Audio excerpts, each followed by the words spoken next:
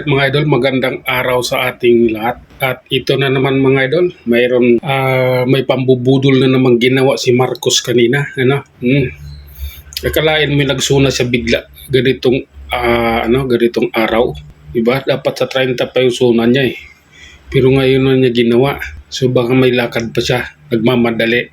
Pero hindi natin pinag-usapan yung mga idol, yung mga pinagsasabi niya na patunayan na natin na kaya na kaya ng bawat 20 pesos per kilo ng bigas. Oh my God. Naniniwala ba kayo doon mga idol? Yung mga nakabili nun, yung mga pumila ng mga sa bigas na yan, nakakain ba ninyo? Ng maayos? Wala bang amoy? Parang pinagluluko lang tayo eh.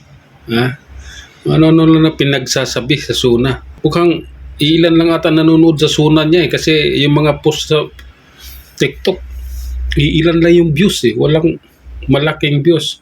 Ibig sabihin, mahina. Yung walang naniniwala. Kasi wala naman talaga kapalipaniwala sa pinagsasabi niya. Pambubudol lang yung pinagsasabi. Alam mo, napatunayan na natin na kaya na natin ang 20 pesos na bawat kilo ng bigas.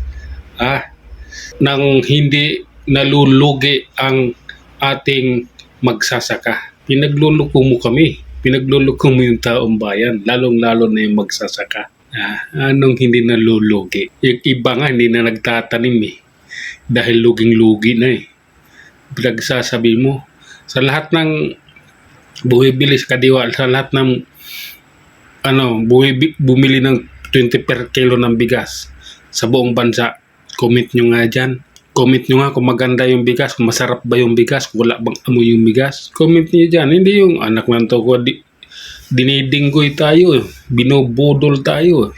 Ito talaga si Marcos, magnanakaw na, mambubudol pa. Kaya wala eh.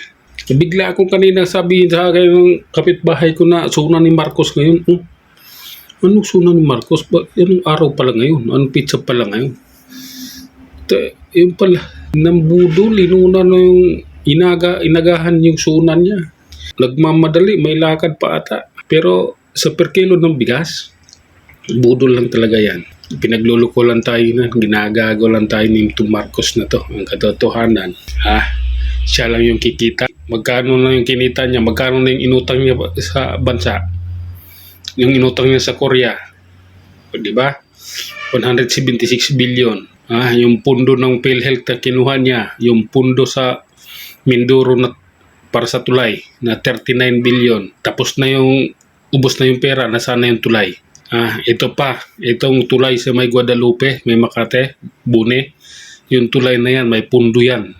Dapat may renovation yan itong taon na ito, 2025. Matatapos na yung taon. Yung tulay andyan, hindi naman nagagawa. Malamang yung pundo niyan, wala na.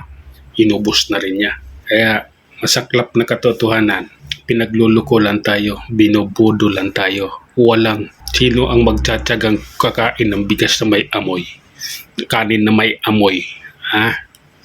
Wala yan, kalukuhan pinagagawa ni Marcos yan. Mambubudol na, magnanakaw ba? Diyos ko po, patawarin kami ng Diyos.